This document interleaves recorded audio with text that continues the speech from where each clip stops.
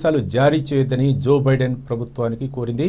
Green కార్డుల విషయమై దేశాల వారీ పరిమితి కంటి క్యాప్ పై నెలకొన్న సందిగ్ధత తొలగిపోయే వరకు భారతీయులకు H1B వర్క్ వీసాలు ఇవ్వొద్దని పేర్కొంది. ఇప్పటికే గ్రీన్ కార్డుల కోసం ఎదురు చూస్తున్న భారతీయుల సంఖ్య భారీగా ఉన్నందున మళ్లీ కొత్తగా వీసాలు జారీ చేస్తే ఈ సమస్య మరింత జటిలం అవుతుందని తెలియజేసింది.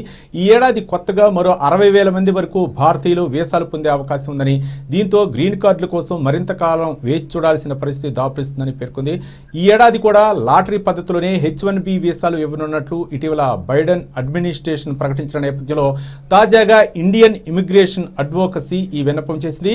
ఇక 2022 ఏడాదికి గాను H1B వీసాల కోసం దరఖాస్తులు చాలా మంది చేసుకోవచ్చని ఇప్పటికే బైడెన్ సర్కారు ప్రకటించిన విషయం తెలిసిందే. ఇక ఇదే అంశాలపై Janetha Reddy Kancharla, attorney at general and immigration law firm ప్రవాస భారతీయులు మనకి అందుబాటులో ఉన్నారు అమెరికా నుంచి.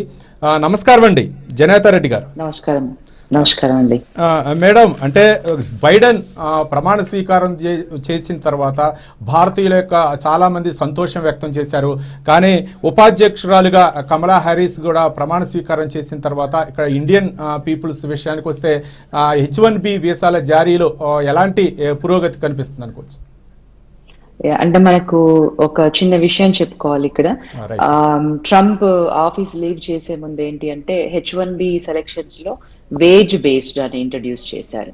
వేజ్ బేస్డ్ అంటే శాలరీ ఎవరికి ఎక్కువగా ఉంటే, ఇప్పుడు మనకి లాటరీ పద్ధతిలో ఎలా అంటే మాస్టర్స్ కోటాలో ఉన్న స్టూడెంట్స్ ఇక్కడికి వచ్చి మాస్టర్స్ చదివి వాళ్ళ తర్వాత బ్యాచులర్స్ ఉన్న వాళ్ళకి అప్లికబుల్ అయిన వాళ్ళకి రిజిస్టర్ చేసుకుంటే ఎలక్ట్రానిక్ గా లాటరీ చేస్తారు.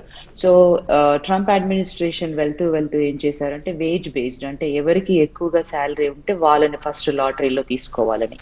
సో బైడెన్ అడ్మినిస్ట్రేషన్ రాగానే వాళ్ళు అది స్టాప్ చేశారు. సో ఇప్పుడు ఈ ఇయర్ కి కాదు, అంటే వాళ్ళ ఈ USCIS క్యాలెండర్ ఇయర్ ఎలా ఉంటుంది అని అంటే October 1st నుంచి స్టార్ట్ అవుతుంది. సో October 1st నుంచి సెప్టెంబర్ వరకు ఎండ్ అవుతుంది. సో ఈ 2021 H1B కి already lottery selection March 9th నుంచి 25th వరకు జరగనుంది. సో దాంట్లో వచ్చిన నెంబర్ని బట్టి వాళ్ళు లాటరీ చేస్తారు. ఆ తర్వాత ఒకవేళ ఎన్ఎఫ్ రాకపోతే మళ్ళీ రీఓపెన్ చేస్తారు. అండ్ దెన్ 5 days లో, అంటే లాస్ట్ 5 days లో వాళ్ళు లాటరీలో ఎంతమంది పిక్ అయ్యారు చెప్తారు. ఆ తర్వాత వాళ్ళకి ఈచ్ అప్లికెంట్ కి, అంటే ఇప్పుడు ఎవరైతే దరఖాస్తు చేసుకున్నారో వాళ్ళకి 90 రోజులు ఇస్తారు, అంటే ఆ ఫుల్ అప్లికేషన్ USCIS కి పంపించడానికి. సో ఈ వేజ్ బేస్డ్ రూల్ ఏదైతే ఉందో అది ఈ ఇయర్ అప్లికబుల్ లేదు. దాన్ని ఈ December 31st వరకు పుష్ చేశారు. సో ఇప్పుడు రెగ్యులర్ ప్రాసెస్ లోనే లాటరీ ప్రాసెస్ లో జరుగుతోంది. రైట్. జనేత రెడ్డి గారు కంచెర్ల, అంటే బైడెన్ తీసుకున్నటువంటి నిర్ణయంతో 60,000 మంది భారతీయుల కోసం వీసాల కోసం దరఖాస్తు చేసుకునే అవకాశం ఉందంటారు. అంటే వీళ్ళందరూ కూడా దరఖాస్తు చేసుకున్న అందరికి కూడా వీసాలు వచ్చే అవకాశాలు ఉంటాయంటారా? తప్పకుండా అండి. అంటే ఇప్పుడు the other advocacy immigration group ఏదైతే మీరు మెన్షన్ చేశారో వాళ్ళు అన్నట్టుగా ఇవ్వద్దు అని అంటే ఇది ఎలా ఉంటుంది అంటే కొన్ని ప్రెసిడెంట్ కి అథారిటీ ఉంటుంది కొన్ని ఎగ్జిక్యూటివ్ ఆర్డర్స్ ద్వారా. ఇప్పుడు మీరు చూసారు పాస్ట్ 4 years లో ట్రంప్ ఎలా చేశారు, బైడెన్ రాగానే ఈ ప్రెసిడెంట్ కూడా 46th president of United states కూడా ఎలా ఎగ్జిక్యూటివ్ ఆర్డర్స్ కొన్ని చేశారు. సో ఈ పర్టికులర్ గా ఏదైతే ఉందో ఈ కోటా, ఈ H1Bs ఉందో ఇది కాంగ్రెస్ క్రియేట్ చేసింది, అంటే ఆ లెజిస్లేటివ్ యాక్షన్ ద్వారా క్రియేట్ అయింది అనమాట ఇది. సో ప్రెసిడెంట్ కి క్యాన్సిల్ చేసే అవకాశము ఉండకపోవచ్చు, ఎందుకంటే లెజిస్లేటివ్ ద్వారా అయింది కాబట్టి. అంటే కొన్నిసార్లు ప్రెసిడెంట్ కి కొంత ఉంటుంది, కొన్ని చేస్తారు, కొన్ని చేయలేరు. సో నా అజంప్షన్ ఏంటి అని అంటే ఇప్పుడు అంటే అదర్ అడ్వొకసీ గ్రూప్ వద్దు అన్నట్టుగా ఐ డోంట్ థింక్, అంటే అది ఎగ్జిక్యూటివ్ ఆర్డర్ ద్వారా దీన్ని స్టాప్ చేసే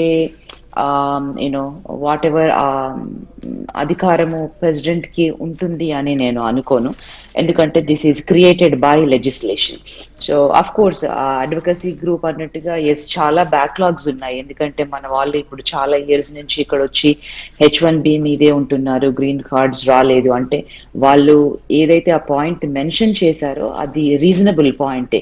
కాకపోతే బైడెన్ చెప్పినట్టుగా ఈ ఏదైతే ఇమిగ్రేషన్ రిఫార్మ్ బిల్ ఆయన పంపించారో కాంగ్రెస్ కి, ఒకవేళ కాంగ్రెస్ దాని మీద యాక్ట్ చేసి పాజిటివ్ గా యాక్ట్ చేసి ఆ బిల్ ని పాస్ చేసినట్టుగా అయితే ఈ పర్ కంట్రీ లిమిటేషన్స్, ఇప్పుడు అడ్వకసీ గ్రూప్ అన్నట్టుగా పర్ కంట్రీ లిమిటేషన్స్, బ్యాక్లాగ్స్ అన్ని దీని ద్వారా తీసేయబడతాయి అన్నమాట. సో ఒకవేళ అది పాస్ అవుతే, కాకపోతే ఇవన్నీ ఇమిగ్రేషన్ బిల్లులో ఉన్నాయి.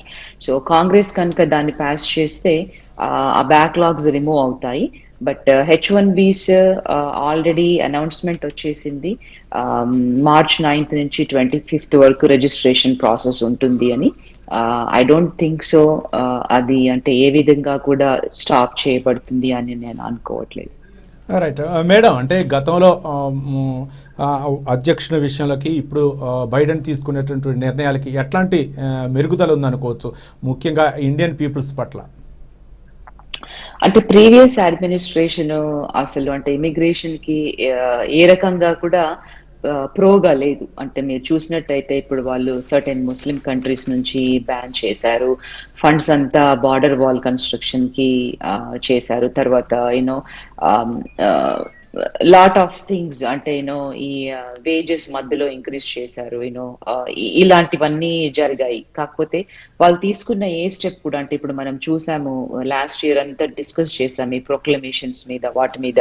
ఇప్పుడు ఇండియన్స్ చాలా మంది H1B వీసాల కోసం వెయిట్ చేస్తూ అక్కడే ఉండిపోవడము, వాళ్ళ కిడ్స్ కొంతమంది, స్పౌసెస్ కొంతమంది H4 వీసాస్ కోసము వెయిట్ చేస్తూ అక్కడే ఉండిపోవడం, ఎందుకంటే ప్రొక్లమేషన్ ఈ వీళ్ళని అలౌ చేయలేదు. సో కాకపోతే ఏదైతే ట్రంప్ అడ్మినిస్ట్రేషన్ చేసిన కొన్ని విషయాలు ఏవైతే ఉన్నాయో, అంటే ఈ డెమోక్రాటిక్ ఈ పార్టీ ఎక్కువగా మనకి అంటే ఇమిగ్రేషన్ ప్రో.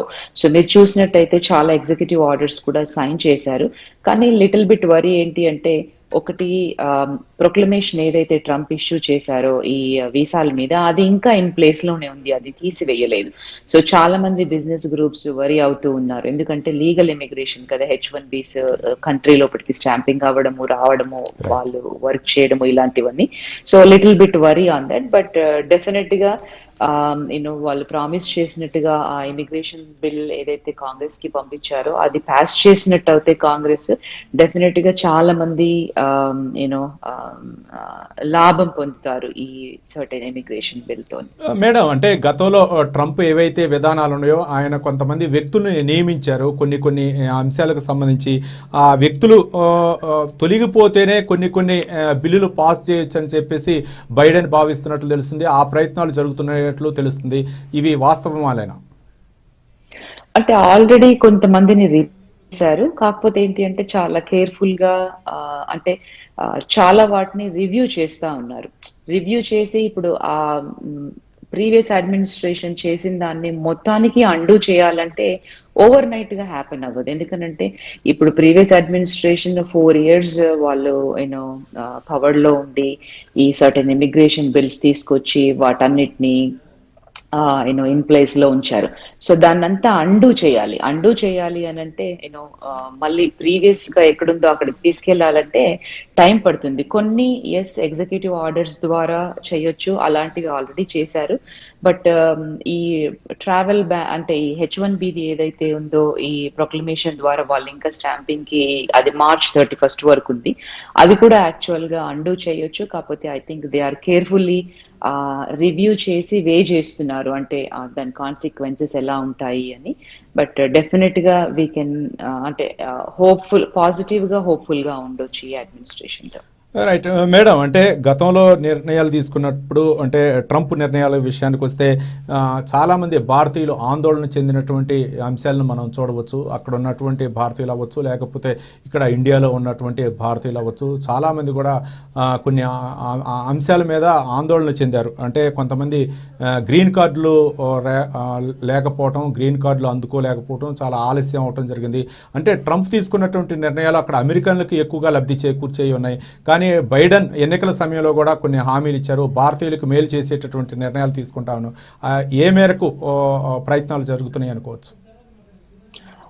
అంటే మనకి ఇమిగ్రేషన్ బిల్ ఏదైతే ఆయన కాంగ్రెస్ కి పంపించారో దాంట్లో ఇవన్నీ ఉన్నాయి. ఈ గ్రీన్ కార్డ్ అంటే 2 రకాలు ఉంటాయి గ్రీన్ కార్డ్స్. ఒకటి ఫ్యామిలీ బేస్డ్, ఇంకొకటి ఎంప్లాయ్మెంట్ బేస్డ్. దీంట్లో ఏంటి అంటే ఆ పర్ కంట్రీ లిమిటేషన్స్ అంటే కంట్రీ కోటా ఉండడం మూలాన అవి చాలా బ్యాక్లాగ్స్ అయ్యాయి. సో ఈ బ్యాక్లాగ్ ని ఎలిమినేట్ చేయాలి అనే ఉద్దేశంతో దీంట్లో ఈ ఇమిగ్రేషన్ బిల్లో పొందుపరిచారు ఇవన్నీ. కాకపోతే అది అంటే ఎగ్జిక్యూటివ్ ఆర్డర్ ద్వారా జరిగే పని కాదు, అది కాంగ్రెస్ యాక్ట్ చేయాలి. సో కాంగ్రెస్ యాక్ట్ చేస్తేనే, ఎందుకంటే ఇది కాంగ్రెస్ క్రియేట్ చేసింది త్రూ లెజిస్లేషన్, అదంతా క్రియేట్ చేయబడింది కాబట్టి ఆ కాంగ్రెసే మళ్ళీ యాక్ట్ అవ్వాలి అదంతా బ్యాక్లాగ్స్ ఎలిమినేట్ చేయాలి అన్న. యూనో ఇప్పుడు కొంతమంది ఇప్పుడు భారతీయులు H1B ఉన్నారు, వాళ్ళ పిల్లలు ఏజ్ అవుట్ అయిపోతూ ఉన్నారు, కొంతమంది వాళ్ళు ఏజ్ అవుట్ అవ్వకుండా ఉండాలన్న, ఈ బ్యాక్లాగ్స్ రిమూవ్ చేయాలి అన్న. సో ఇవన్నిటి మీద కూడా యాక్ట్ చేయాలి కాంగ్రెస్ యాక్ట్ చేసి అది పాస్ చేసినప్పుడు మాత్రమే మనం ఆ బెనిఫిట్స్ ని చూడగలుగుతాము. కొన్ని ఆల్రెడీ యూనో ఇప్పుడు వీసాస్ అంటే స్టార్ట్ ఇష్యూయింగ్ ద వీసాస్ కూడా ఆల్రెడీ చేశారు, రీఇష్యూయింగ్ ద వీసా ప్రాసెస్ ని. బట్ ఈ 31st వరకు ఉండే ఏదైతే బ్యాన్ ఉందో అది ఇంకా ఇన్ ప్లేస్ లో ఉంది. సో అది కొంచెం కన్సర్న్ గా ఉంది చాలా మందికి. But as I said, definite గా పాజిటివ్ గానే ఉంటుంది అడ్మినిస్ట్రేషన్ అని అందరూ కూడా అనుకుంటున్నారు. ఎందుకంటే యూనో ఈ బ్యాక్లాగ్ ఎలిమినేషన్ అనేది అది చాలా సంవత్సరాల నుంచి ఎదురు చూస్తా ఉన్నారు మన వాళ్ళు. ఎందుకనంటే ఇప్పుడు ఆ లిమిటేషన్స్ ని తీసేసి బ్యాక్లాగ్ ని ఎలిమినేట్ చేసి ప్రీవియస్ గా ఏవైతే అన్యూజ్డ్ వీసాస్ ఉన్నాయో అవన్నిటిని కూడా మళ్ళీ యూనో దీంట్లో నంబర్స్ ని కలిపి యూజ్ చేసుకుంటే అది చాలా బెనిఫిట్ గా ఉంటుంది ఆ ఇమిగ్రెంట్ కమ్యూనిటీకి. రైట్ మేడం, అంటే జనేత గారు, అంటే విజిటింగ్ వీసాల వాళ్ళ పరిస్థితి ఏంటి? చాలామంది భారతీయులు అవ్వచ్చు, లేకపోతే ఇతర దేశాల నుండి వచ్చి అక్కడ స్థిరపడ్డటువంటి విజిటింగ్ వీసాల మీద వచ్చి చిన్న చిన్న ఉద్యోగాలు చేస్తుంటారు రకరకాలుగా. అంటే ఈ యొక్క ప్రభుత్వాధికారులకు కనపడకుండా చాలామంది ఈ యొక్క ప్రయత్నాలు చేస్తుంటారు, అంటే వాళ్ళ పరిస్థితి ఎలా ఉంటుంది అంటారు?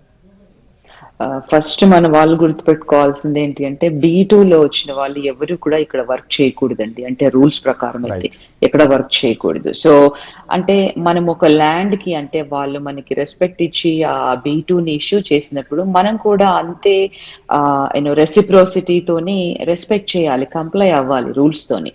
సో ఇప్పుడు లెట్స్ సే మన ఇండియాలోనే అనుకోండి, కంప్లై అవ్వకపోతే డెఫినెట్ గా దానికి కాన్సిక్వెన్సెస్ ఉంటాయి. సో B2 అనేది మీకు వర్క్ ఆథరైజేషన్ కి అలౌ చేయదు. సో డెఫినెట్ గా వాళ్ళు అంటే ఎవరైతే వర్క్ చేస్తా ఉన్నారో, వర్క్ చేయాలి అని అంటే చేయొచ్చు అని అనుకుంటారో అది ఇట్స్ నాట్ ట్రూ. B2లో డెఫినెట్ గా చేయకూడదు, ఎందుకంటే అది అంత అన్ఆథరైజ్డ్ వర్క్. న్యాయపరమైనటువంటి సమస్యలను ఎదుర్కోవాల్సి వస్తుంది అంటారు. దట్స్ కరెక్ట్ అండి, ఎందుకంటే ఆ కాన్సిక్వెన్సెస్ ఉంటాయి కంప్లై అవ్వకపోతే. రైట్ మేడం, అంటే బైడెన్ ప్రమాణ స్వీకారం చేసిన తర్వాత అంటే మనకన్నా కూడా ఎక్కువగా పాకిస్తాన్ హర్షం వ్యక్తం చేసినటువంటి సందర్భాలు ఉన్నాయి. గతంలో బైడెన్ దౌత్యవేత్తగా అంటే పాకిస్తాన్ దౌత్యవేత్తగా వ్యవహరించినటువంటి సందర్భం కూడా ఉంది. కాబట్టి అంటే మన ఇండియాకి పాకిస్తాన్కి ఉన్నటువంటి సాన్నిహిత్యం విషయానికి తీసుకొచ్చుకుంటే అక్కడ పాకిస్తాన్కి బైడెన్కి ఉన్నటువంటి సాన్నిహిత్యం ఎలా ఉంటుంది అనుకోవచ్చు? అంటే అది పొలిటికల్ గా ఐ కెనాట్ కామెంట్. నేను ఓన్లీ ఇమిగ్రేషన్ విషయంలో కామెంట్ చేయగలుగుతాను. బట్ ఈ ఏదైతే ఇమిగ్రేషన్ బిల్ ఉందో దాంట్లో అంటే పాకిస్తాన్ అని, ఇండియా అని, ఇంకో దేశం అని లేదంటే ఆ పర్ కంట్రీ లిమిటేషన్స్ అనేవి కొన్ని కంట్రీస్ కి. సో అది దాంట్లో పెట్టారు అంటే తీసేస్తాము అని. I don't think so. అంటే ఈ ఒక కంట్రీకి ఆయన పాజిటివ్ గా ఉండి ఇంకో కంట్రీకి నెగటివ్ గా ఉంటారు అని నేను అనుకోను. బికాజ్ అంటే మనం ఇంతకు ముందు చూసినవన్నీ ఏవైతే ఫస్ట్ ఫ్యూ డేస్ లో ఆ 1 full 14-15 days లో చూసాము, సెవెరల్ ఎగ్జిక్యూటివ్ ఆర్డర్స్ ఇష్యూ చేశారు. పొలిటికల్ గా కామెంట్ చేయలేను, బట్ ఇమిగ్రేషన్ వైజ్ గా అన్ని కంట్రీస్ కి ఐ థింక్ ఇట్ విల్ అంటే ఆ సిమిలర్ లైన్స్ లో ఉంటాయి అన్ని కంట్రీస్. ఈ కంట్రీ ఇలా చేయాలి, ఆ కంట్రీ ఇలా చేయాలని అంటే స్పెసిఫిక్ గా హీ కెనాట్ ఇష్యూ. ఎందుకంటే ఇప్పుడు మీరు అలా చూసినట్టయితే of course that will be అంటే నెగటివ్ ఇంపాక్ట్ ఉంటుంది ప్రెసిడెన్సీకి. I don't think so. అంటే any president will really do that. Right. Madam, అంటే ఇండియాతో సంబంధాలు చాలా విలువైనవి అని చెప్పేసి బైడెన్ వ్యాఖ్యానించినటువంటి అంశాలు మనం చూసాం. అలాగే ఉపాధ్యక్షురాలు కమలా హ్యారిస్, అంటే భారత సంతతికి చెందినటువంటి వ్యక్తి ఉపాధ్యక్షురాలుగా నియమించబడ్డారు. అంటే ఈ కోవలో చూసినట్లయితే భారతీయులకు ఏ విధంగా మేలు చేకూరేటటువంటి అవకాశాలు ఉన్నాయనుకోవచ్చు? అంటే భారతీయులకు అని స్పెసిఫిక్ గా చెప్పేదానికంటే ఇమిగ్రెంట్స్ కి అని చెప్పొచ్చు. ఎందుకంటే మీరు ఈ పార్టీని తీసుకున్నట్టయితే ఫస్ట్ నుంచి కూడా అంటే మనకు ఒబామా ఎరాలో కూడా కొన్ని చేశారు ఆయన. ఈ H4 వర్క్ చేయొచ్చు అనేది, అట్లాగే అది ఇప్పుడు దాన్ని ఇంకా స్టాండర్డైజ్ చేశారు ఈ H4 వర్క్ ఆథరైజేషన్స్ అనేవి. సో పాజిటివ్ గా ఈ అడ్మినిస్ట్రేషన్ డెఫినెట్ గా ఇమిగ్రేషన్ పాజిటివ్ గా వర్క్ చేస్తుంది. సో వాళ్ళు ప్రామిస్ చేసినట్టే ఇప్పుడు ఎలక్షన్ క్యాంపెయిన్ లో వాళ్ళు చేశారంటే ఇమిగ్రేషన్ బిల్ మేము ఫస్ట్ డేనే పంపిస్తాము అని. కొన్ని ప్రీవియస్ అడ్మినిస్ట్రేషన్ చేసినవి ఏవైతే ఉన్నాయో వాటిని ఎగ్జిక్యూటివ్ ఆర్డర్స్ ద్వారా నిలిపివేయడము, తర్వాత ఈ ఇమిగ్రేషన్ బిల్లులో ఈ పర్ కంట్రీ కోటా లిమిటేషన్స్ తీసేయడం కానీ, కొన్ని 3-year 10-year బార్స్ తీసేయడం కానీ, ఆ తర్వాత ఒక certain path towards the citizenship provide చేయడం కానీ, డాకా అనేది ఒక ప్రోగ్రామ్ ఒబామా ప్రెసిడెన్సీలో ఉన్నప్పుడు ఆయరాలో తీసుకొచ్చారు. అంటే చిన్నప్పుడే కంట్రీకి అంటే అన్డాక్యుమెంటెడ్ గా రావడం అలాంటి వాళ్ళకి, సో వాళ్ళకి వర్క్ ఆథరైజేషన్, సో వాళ్ళని డ్రీమర్స్ అని కూడా అంటారు. సో ఆ డ్రీమర్స్ కి కూడా అంటే వాళ్ళకి ఒక ప్యాత్ టువర్డ్స్ సిటిజన్షిప్ క్రియేట్ చేసేలాగా ఆల్మోస్ట్ 11 million అన్డాక్యుమెంటెడ్ ఇమిగ్రెంట్స్ కి ప్యాత్ టువర్డ్స్ సిటిజన్షిప్ క్రియేట్ చేసేలాగా ఈ అడ్మినిస్ట్రేషన్ వర్క్ చేస్తుంది. రైట్. మేడం, అంటే COVID-19 బిల్లు పట్ల అంటే చాలామంది హర్షం వ్యక్తం చేశారు అమెరికన్లు, అక్కడ ఉన్నటువంటి భారతీయులు. అంటే కొన్ని అంశాలు, కొన్ని బిల్లులు అమెరికన్లను సంతృప్తిపరుస్తూ మిగిలినటువంటి ప్రవాసులను కూడా సంతృప్తిపరిచేటటువంటి అంశాలు ఉన్నాయి. అంటే ఇప్పుడు వరకు కూడా కోవిడ్ పరంగా ఎలాంటి చర్యలు తీసుకుంటున్నారు?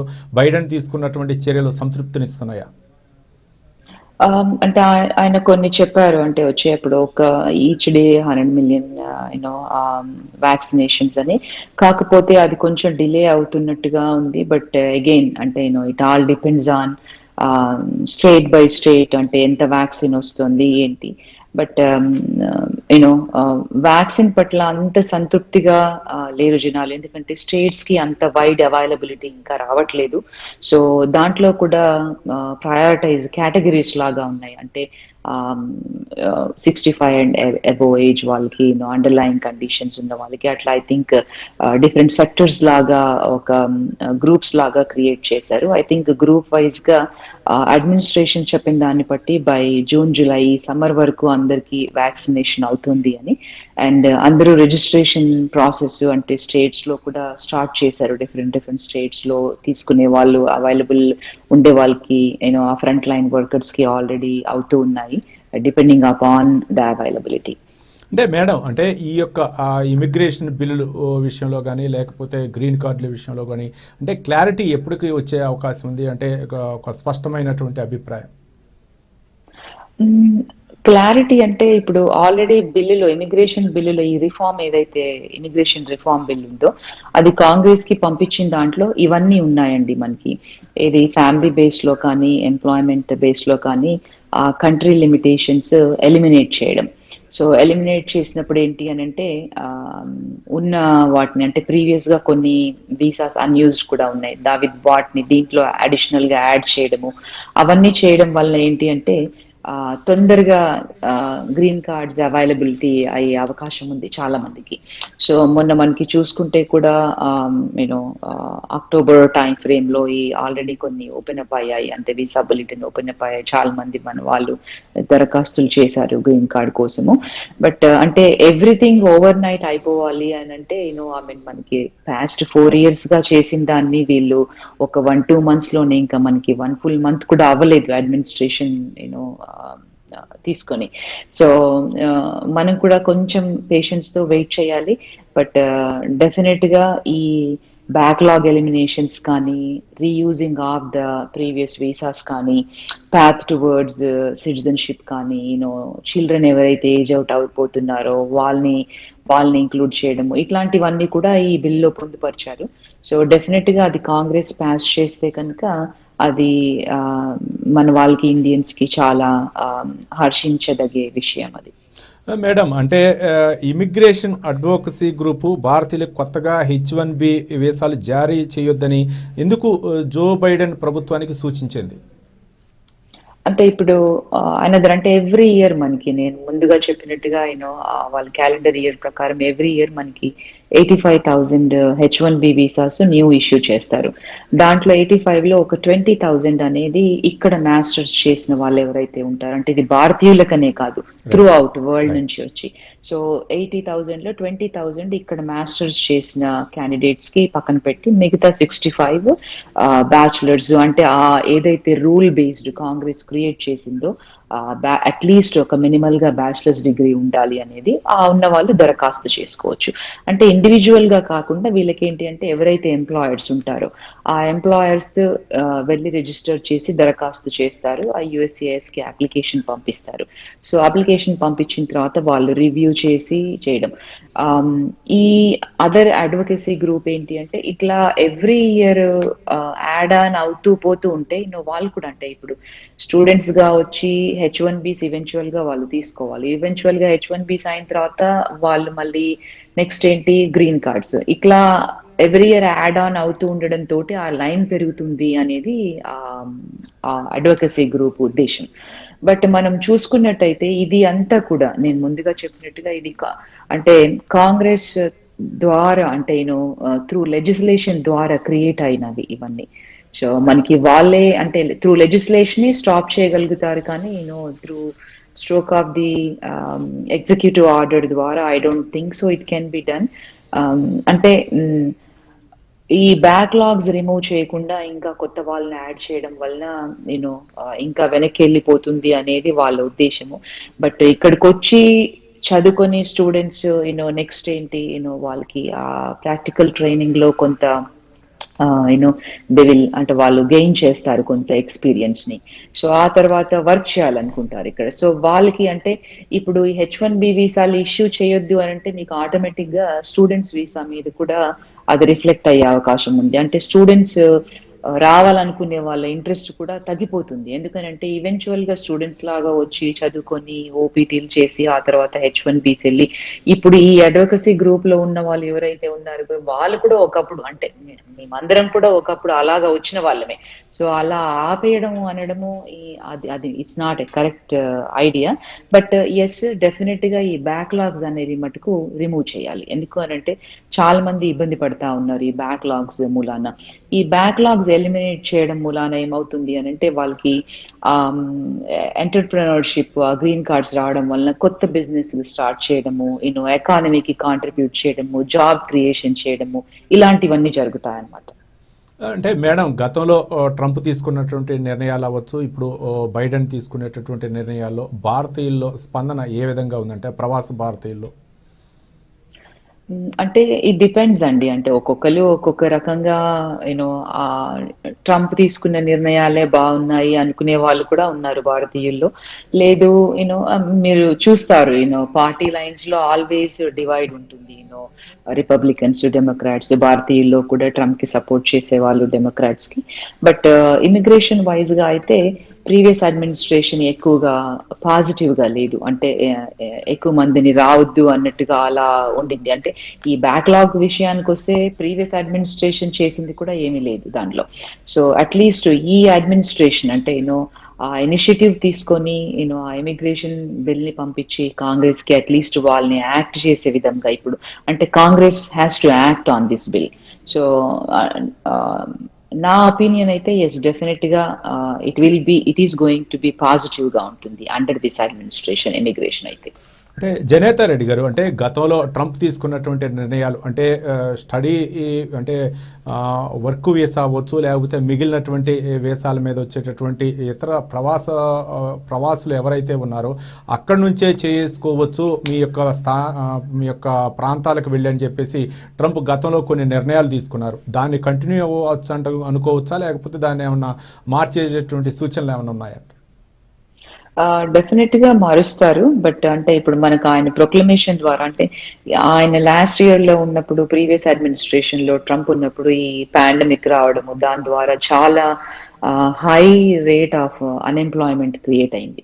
సో ఆ అన్ఎంప్లాయ్మెంట్ రేట్ క్రియేట్ కావడం వల్ల ఏంటి అంటే ఎస్ ఈ H1Bs ఎవరైతే ఉన్నారో టెంపరీగా కంట్రీలో వచ్చి వర్క్ చేస్తున్నారు వాళ్ళని ముందు ఆపేయాలి అనే ఉద్దేశం ఒకటి, దాని ద్వారా ఆ ప్రొక్లమేషన్ తీసుకురావడము, వీసాస్ ఇష్యూ చేయొద్దు అనడము అలాంటివి అన్నారు. కానీ టెక్నికల్ గా చూసినట్టయితే మన వాళ్ళు ఇక్కడికి వచ్చే వాళ్ళంతా ఎక్కువగా ఏంటి హై స్కిల్డ్ ఇమిగ్రెంట్స్ అంటే స్పెషాలిటీ ఆక్యుపేషన్స్ లో వర్క్ చేసే వాళ్ళే.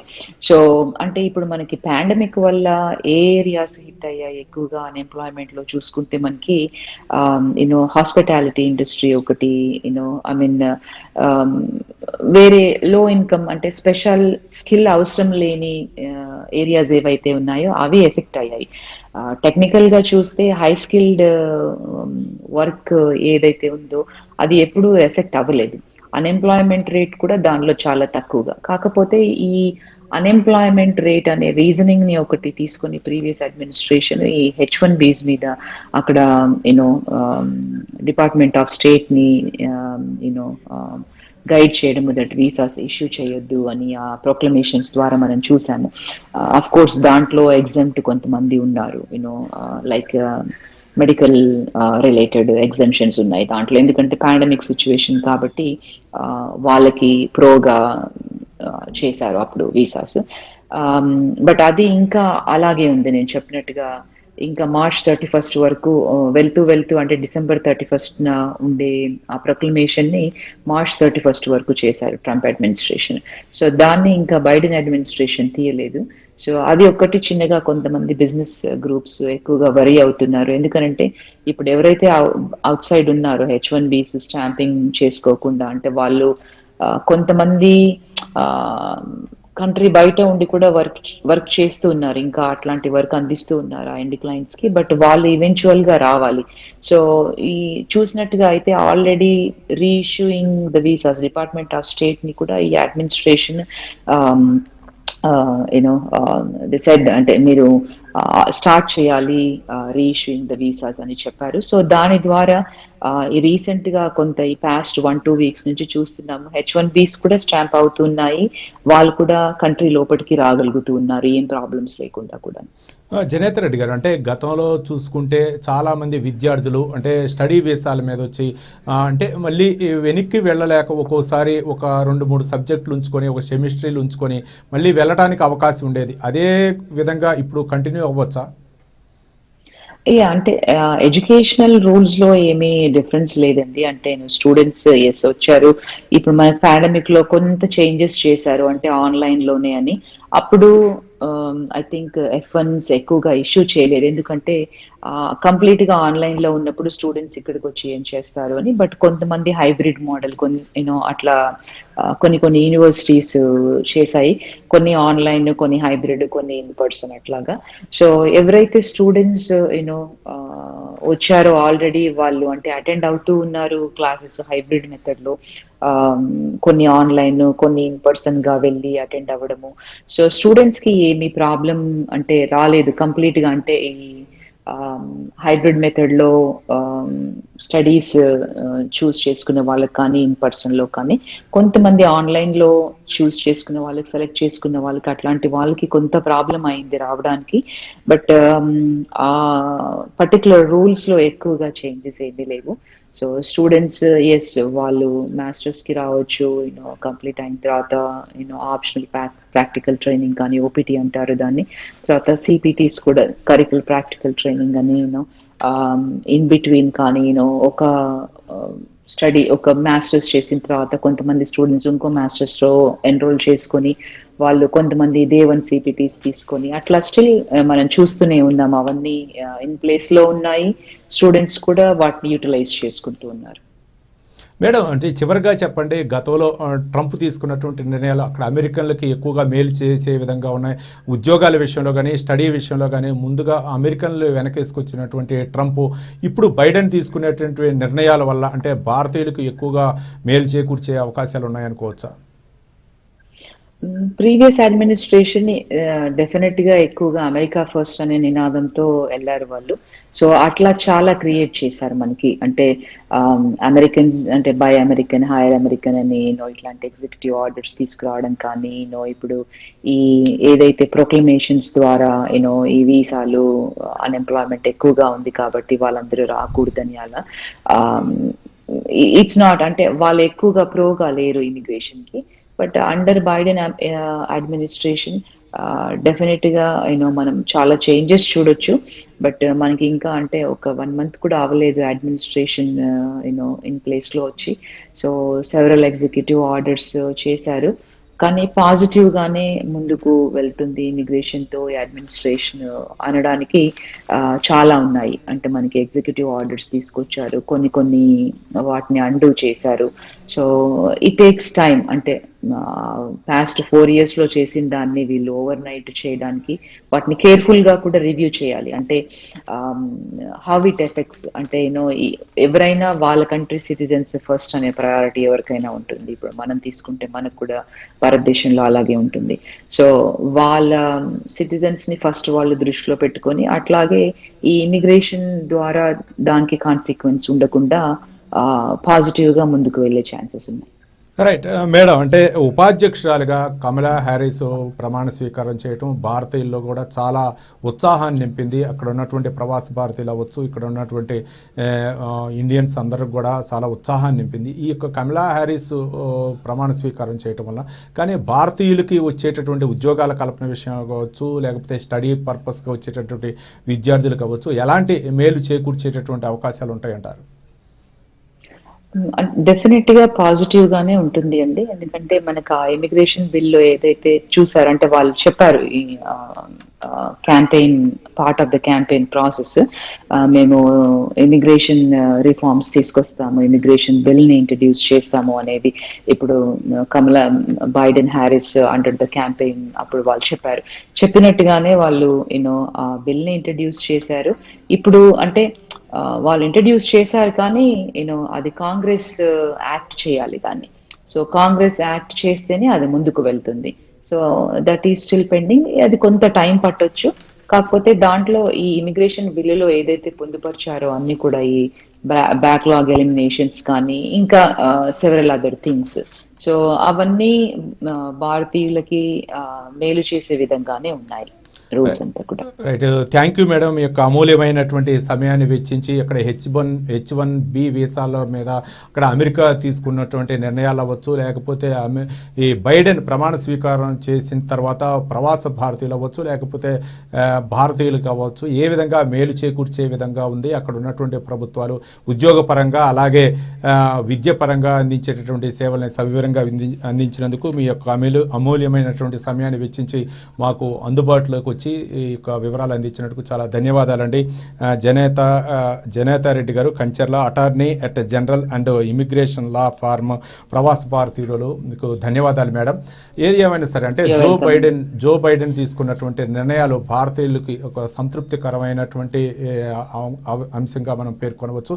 గతంలో ట్రంప్ తీసుకున్నటువంటి నిర్ణయాలు భారతీయులకి కొంత ఆందోళన కలిగించేటటువంటి విషయమైనా ఇప్పుడు జో బైడెన్ ప్రమాణ స్వీకారం చేసిన తర్వాత భారతీయులు అవ్వచ్చు, లేకపోతే ప్రవాస భారతీయులు అందరూ వచ్చు కూడా చాలా సంతృప్తి వ్యక్తం చేస్తున్నారు. ముఖ్యంగా ఉపాధ్యక్షురాలు కమలా హ్యారిస్ భారత సంతతికి చెందినటువంటి వ్యక్తి కావడంతో చాలా మంది కూడా హర్షిస్తున్నటువంటి అంశం. ఇక ఈ H1B వీసాపై నిర్ణయం తీసుకున్నటువంటి జో బైడెన్ ఎలాంటి అవకాశాలు వస్తాయి ముందు ప్రవాస భారతీయులు కావచ్చు, లేకపోతే ఇండియన్స్ కావచ్చు, ఇక మిగిలినటువంటి వర్క్ వీసా విషయంలో కానీ, లేకపోతే విద్య పరంగా స్టడీ పరంగా వెళ్ళేటటువంటి విద్యార్థులు కావచ్చు, ఎలా అమెరికా తీసుకునేటువంటి నిర్ణయాలని వేచి చూద్దాం. ఇది ఈరోజు చర్చనీయాంశం. రేపు మరో అంశంతో మళ్ళీ కలుసుకుందాం. చూస్తూనే ఉండండి News1 తెలుగు.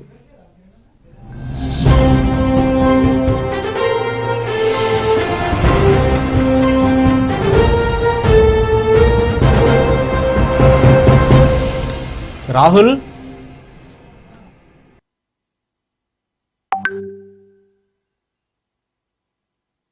ప్రేమ గతి తప్పుతుందా? రక్షణ కరువైంది, భక్షణ కొనసాగుతోంది. చెప్పేది తెగబడుతున్న మృగాలు, థ్యాంక్ యూ.